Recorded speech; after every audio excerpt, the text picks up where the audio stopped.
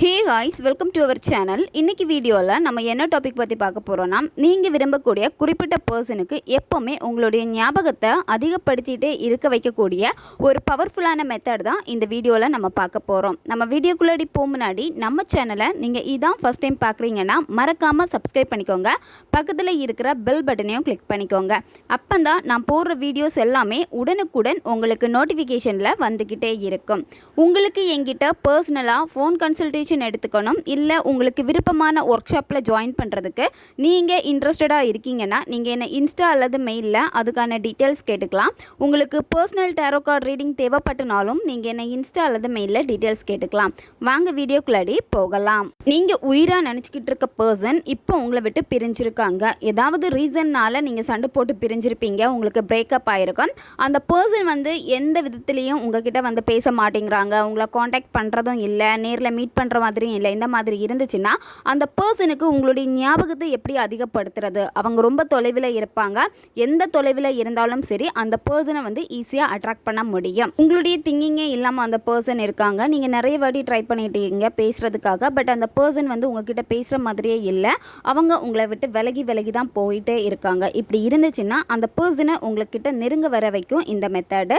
இந்த மெத்தடை நீங்கள் செய்கிறப்போ முதல்ல நீங்கள் ரொம்ப பாசிட்டிவாக இருக்கணும். உங்களுடைய எண்ணங்கள் எல்லாமே பார்த்தீங்கன்னா ரொம்ப பாசிட்டிவாக இருக்கணும். பாசிட்டிவாக இருந்தால் மட்டும்தான் ஆப்போசிட்டில் இருக்க அந்த பர்சனை நீங்கள் ஈஸியாக அட்ராக்ட் பண்ண முடியும். நீங்கள் என்ன நினைக்கிறீங்களோ, அதாவது அந்த பர்சன் உங்களை பற்றி மட்டும் அதிகமாக திங்க் பண்ணணும்னு நினைக்கிறீங்க அப்படின்னா அந்த பர்சன் உங்களை பற்றி அதிகமாக திங்க் பண்ணிக்கிட்டே இருப்பாங்க. அப்போ உங்களுடைய எண்ணங்கள் கரெக்டாக இருக்கணும். நீங்கள் குழப்பத்தோடு இருக்கீங்க அப்படின்னா நீங்கள் செய்கிற மேனிஃபெஸ்டேஷனும் ரொம்ப குழப்பமாக தான் இருக்கும். அந்த பர்சன் கிட்ட அது போய் சேராது. அப்போது உங்களுடைய எண்ணங்களில் இருந்து எது அதிகமாக நீங்கள் பாசிட்டிவாக கொடுக்குறீங்களோ அந்த எண்ணங்களுடைய ரிசல்ட்டை கண்டிப்பாக உங்களால் பார்க்க முடியும். இந்த மெத்தடை யாரெல்லாம் பயன்படுத்தலாம்னா, லவ்வர்ஸ் கடையில் ப்ராப்ளம் போயிட்டே இருக்குது, அவங்க சரியாக பேச மாட்டேங்கிறாங்க, ஃபஸ்ட்டெல்லாம் நிறைய கால் பண்ணுவாங்க, மெசேஜ் பண்ணுவாங்க, இப்போ என்ன கண்டுக்கவே மாட்டேங்கிறாங்க அப்படின்னா அவங்களுக்காக நீங்கள் பயன்படுத்தலாம். பிரேக்கப் லவ்வில் இருக்கிறவங்களுக்காக பயன்படுத்தலாம். உங்களுடைய எக்ஸை திரும்ப அட்ராக்ட் பண்ணணும்னு நினைக்கிறீங்கன்னா நீங்களும் இந்த மெத்தடை தாராளமாக பயன்படுத்தலாம். கணவன் மனைவி கடையில் பிரச்சனை வந்திருக்கு, அவங்க பேசாமல் பிரிஞ்சிருக்காங்க அப்படின்னா அவங்களுக்காகவும் நீங்கள் இதை பயன்படுத்தலாம். இதை தவிர்த்து பெற்றோர் குழந்தைகளுக்காக, குழந்தைகள் பெற்றோர்களுக்காக கூட பயன்படுத்தலாம். ஏன்னா சண்டை போட்டு பிரிஞ்சிருப்பீங்க, அந்த பர்சன் உங்களை கண்டுக்காமல் இருப்பாங்க, அவங்கள அட்ராக்ட் பண்ணுறதுக்காக நீங்கள் இதை பயன்படுத்தலாம். ஒன் சைடு லவ்வில் இருக்கிறவங்களும் இந்த மெத்தடை பயன்படுத்தலாம். நீங்கள் லவ் பண்ணுற பர்சன் ஆல்ரெடி வேறு எந்த லவ்லையும் இல்லை, அவங்க சிங்கிளாக இருக்காங்க அப்படின்னா அவங்களுக்காக இந்த மெத்தடை நீங்கள் பயன்படுத்தலாம். நன்மைக்காக மட்டுமே பயன்படுத்துங்க. இந்த மெத்தடை நீங்கள் எந்த டேயில் ஸ்டார்ட் பண்ணணும்னா திங்கக்கிழமை, அப்படி இல்லைன்னா நீங்கள் வியாழக்கிழமை, இந்த நாளில் இந்த மெத்தடை நீங்கள் ஸ்டார்ட் பண்ணணும். எவ்வளோ டேஸ் கண்டினியூவாக இந்த மெத்தடை நீங்கள் செய்யணும்னா கண்டினியூவாக இந்த மெத்தடை நீங்கள் 11 நாட்கள் ஃபாலோ பண்ணணும். 11 நாட்களில் இடையில எந்த விதமான கேப் எதுவுமே இருக்கக்கூடாது. கரெக்டாக நீங்கள் ஃபாலோ பண்ணி முடிக்கணும். நான்வெஜ் சாப்பிட்டுட்டு இந்த மெத்தடை செய்யலாமான்னு கேட்டால் நீங்கள் நான்வெஜ் சாப்பிடலாம். ஆனால் நான்வெஜ் சாப்பிட்டுட்டு உடனே இந்த மெத்தடை செய்யக்கூடாது. ஒரு 2 ஹவர்ஸ் அல்லது 3 ஹவர்ஸ் கேப் விட்டு அதுக்கப்புறம் தான் நீங்கள் மெத்தடை செய்யணும். பெண்கள் தீட்டு சமயத்தில் இந்த மெத்தடை செய்யக்கூடாது. அதுக்கேற்ற மாதிரி நீங்கள் 7 நாள் கண்டினியூ வர மாதிரி பார்த்துக்கோங்க. இந்த மெத்தடில் உங்களுக்கு தேவைப்படுறது பேலீஃப் தேவைப்படும். நீங்கள் எடுக்கக்கூடிய பேலீஃப் புள்ளி எதுவும் இருக்கக்கூடாது, அதே மாதிரி கிழிஞ்சு இருக்கக்கூடாது, முழு இலையாக தான் இருக்கணும். இந்த பிரியாணி இலையில் 2 டைப் இருக்கும், நீங்கள் எது வேணாலும் பயன்படுத்தலாம். நீங்கள் இந்த மெத்தடை எந்த நேரத்தில் செய்யணும் அப்படின்னா நீங்கள் ஈவினிங் 7 மணிக்கு மேலே இந்த மெத்தடை செய்யணும். 7 மணிலேருந்து 9 மணி இந்த இடைப்பட்ட நேரத்தில் இந்த மெத்தடை நீங்கள் செஞ்சு முடிக்கணும்.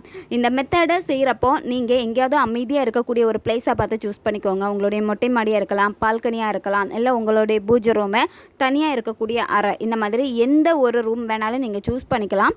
மற்றவங்க உங்களை டிஸ்டர்ப் பண்ணவே கூடாது. அதே மாதிரி மற்றவங்க டிஸ்டர்ப் பண்ணுற மாதிரியும் நீங்கள் அந்த இடத்துல உட்காந்துட்டு மெத்தடை செய்யவே கூடாது. மற்றவங்க பார்க்கக்கூடாது. நீங்கள் தனியாக இருந்து தான் மெத்தடை செய்யணும். ஃபஸ்ட்டு இந்த மெத்தடை நீங்கள் யாருக்காக செய்ய போகிறீங்களோ அந்த நபர் மேலே உங்களுக்கு வெறுப்பு எதுவுமே இருக்கக்கூடாது, கோபமும் இருக்கக்கூடாது. இந்த வெறுப்பு கோபம் இருந்துச்சு அப்படின்னா அதே தான் அங்கே அவங்கக்கிட்ட போய் சேரும். அதனால் நீங்கள் அவங்க மேலே இருக்கக்கூடிய அந்த பாசத்தை மட்டும்தான் இங்கே வெளிப்படுத்தணும். நீங்கள் இந்த மெத்தடை செய்ய போகிறதுக்கு முன்னாடி அந்த நபருடைய ஃபோட்டோ இருந்துச்சுன்னா அவங்களுடைய ஃபோட்டோ பார்த்துட்டு அவங்க கூட இருந்த நல்ல நிகழ்வுகளை நீங்கள் நினச்சி பாருங்கள். ஃபோட்டோ இல்லைன்னா அமைதியாக உட்காந்துட்டு அந்த பர்சன் உங்ககிட்ட எப்படியெல்லாம் ரொம்ப சந்தோஷமாக இருந்தாங்க, நீங்கள் எப்படி அவங்கள கேர் பண்ணிக்கிட்டீங்க, அவங்க உங்களை எப்படி கேர் பண்ணாங்க, அவங்க பேசுகிறப்ப நீங்கள் எவ்வளோ சந்தோஷமாக இருந்தீங்களா அது எல்லாத்தையும் நீங்கள் வந்து திங்க் பண்ணணும். இதை நீங்கள் நினைக்கிறப்பவே என்ன ஆகும் அப்படின்னா உங்களுக்கு அவங்க வேணும்னு தோணும். அதே மாதிரி அவங்க மேலே இருக்கக்கூடிய அந்த கோபம் எல்லாமே உங்களுக்கு விலகும். அவங்க மேலே இன்னும் உங்களுக்கு காதல் அதிகமாகும். இந்த ஒரு மைண்ட் செட் வந்ததுக்கப்புறமா மெத்தடை நீங்கள் செய்ய ஸ்டார்ட் பண்ணணும். இன்னும் சிலருக்கு வந்து மைண்டு டிஸ்டர்ப்டாகவே இருக்கும்னு சொல்லுவீங்க.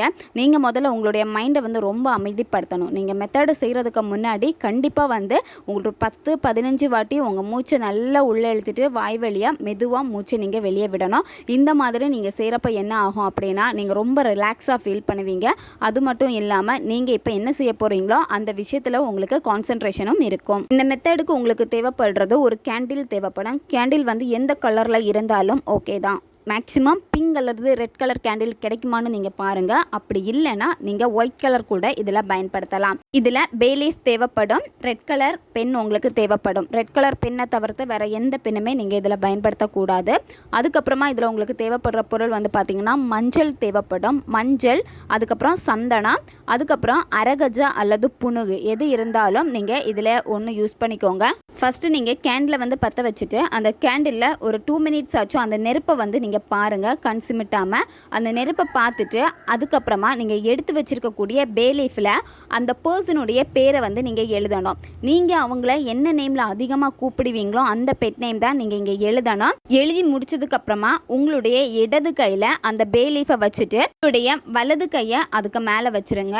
நீங்கள் கையை வந்து மூடுறப்ப எப்படி இருக்கணும்னா சாமி எப்படி நீங்கள் கும்பிடுவீங்களோ அந்த மாதிரி கும்பிடுற மாதிரி நீங்கள் கையை வைக்கணும். வச்சுட்டு அந்த பர்சன் இப்போ உங்ககிட்ட எப்படி இருக்கணும்னா அதை நீங்கள் இங்கே வந்து சொல்லுங்கள். இப்போ அவங்க உங்கள் மேலே ரொம்ப பாசமாக இருக்கணும், எப்போவுமே உங்களை பற்றி தான் திங்க் பண்ணிக்கிட்டே இருக்கணும். இப்போ உங்கள் தாட்டே அவங்களுக்கு இல்லைன்னா அவங்களுக்கு உங்களுடைய தாட்டை வந்து அதிகப்படுத்தணும்.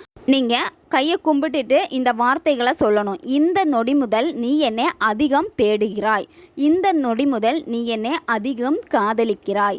இந்த நொடி முதல் நீ என்னை அதிகமாக நினைத்து கொண்டே இருக்கின்றாய். உன்னுடைய எண்ணங்கள் முழுவதும் நான் மட்டுமே இருக்கின்றேன். என்னுடைய எனர்ஜி மொத்தமும் உன்னை கண்ட்ரோல் பண்ணுது. நீ என்னுடைய கட்டுப்பாட்டுக்குள்ளாடி இருக்கின்றாய். 24 மணி நேரமும் நீ என்னை பற்றி ஆழமாக சிந்திக்கின்றாய். என்னுடைய எண்ணங்கள் எல்லாமே நீ என் மீது வைத்த காதலை மட்டுமே உனக்கு அதிகப்படுத்தி கொண்டே இருக்கின்றது. இந்த நொடி முதல் நீ என்னை ஆழமாக சிந்திப்பதற்கு மிக்க நன்றி. உன் ஆழ்மனம் என் கட்டளைகளை ஏற்றிவிட்டது, ரொம்ப நன்றி.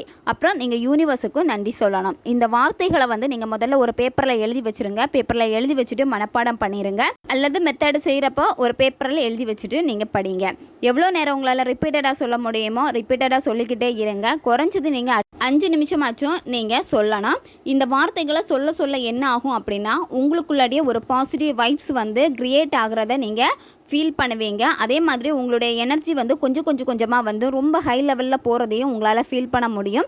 ஏன்னா இந்த வார்த்தைகளுக்கு அந்த அளவுக்கு சக்திகள் இருக்குது. உங்களுடைய எண்ணங்களும் வந்து பார்த்தீங்கன்னா அந்த அளவுக்கு வந்து பவர்ஃபுல்லாக இருக்கும். இந்த வார்த்தைகளை நீங்கள் சொல்லி முடிச்சதுக்கப்புறமா என்ன பண்ணணும்னா ஆல்ரெடி உங்ககிட்ட மஞ்சள், அதுக்கப்புறமா சந்தனம், புனுகு அல்லது அரகஜா எடுத்து வைக்க சொல்லியிருக்கோம். அதை நீங்கள் வந்து ஒரு சின்ன கிண்ணத்தில் போட்டு கொஞ்சமாக தண்ணி விட்டுட்டு நல்லா வந்து குழச்சி எடுத்துக்கோங்க. நல்ல பேஸ்ட் ஃபார்மில் தான் இருக்கணும். ரொம்ப தண்ணி ஆயிடக்கூடாது. அந்த அளவுக்கு நீங்கள் பார்த்து கேர்ஃபுல்லாக வந்து நல்லா வந்து மிக்ஸ் பண்ணி எடுத்துருங்க.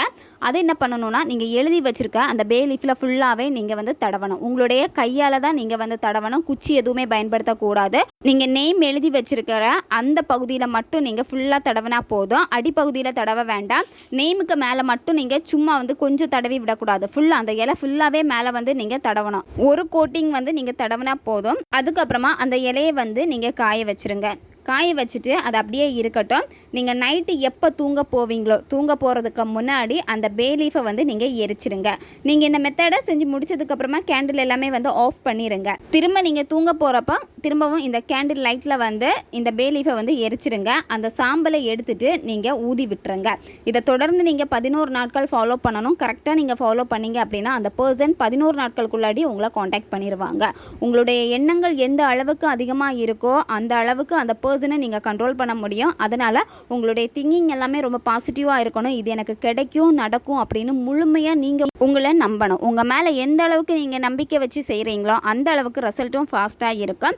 ஏன்னா நீங்கள் ஆசைப்பட்டதை கண்டிப்பாக யூனிவர்ஸ் உங்களுக்கு கொடுப்பாங்க. நீங்கள் கரெக்டான ஒரு வேலை ஒரு விஷயத்தை வந்து அட்ராக்ட் பண்ணுறீங்க அப்படின்னா மற்றவங்கள பாதிக்காத வகையில் அது இருந்துச்சு அப்படின்னா கண்டிப்பாக அது உங்களுக்கு கிடைக்கும். அதனால் நல்ல விஷயங்களுக்காக மட்டுமே நீங்கள் பயன்படுத்துங்க. இதில் இன்னொரு டவுட் கூட உங்களுக்கு இருக்கும். ஃபர்ஸ்ட் டேயில் வந்து நான் மஞ்சளும் சந்தனமும் புணு அல்லது அரகஜா இதை வந்து நான் மிக்ஸ் பண்ணி வச்சுட்டேன், செகண்ட் டேவும் அதேவே நான் யூஸ் பண்ணலாமான்னு கேட்டால் நீங்கள் அதே பயன்படுத்தலாம். அதில் திரும்பவும் நீங்கள் கொஞ்சம் புணு அல்லது அரகஜா விட்டு நீங்கள் திரும்பவும் மிக்ஸ் பண்ணி அந்த மாதிரி பயன்படுத்துங்க.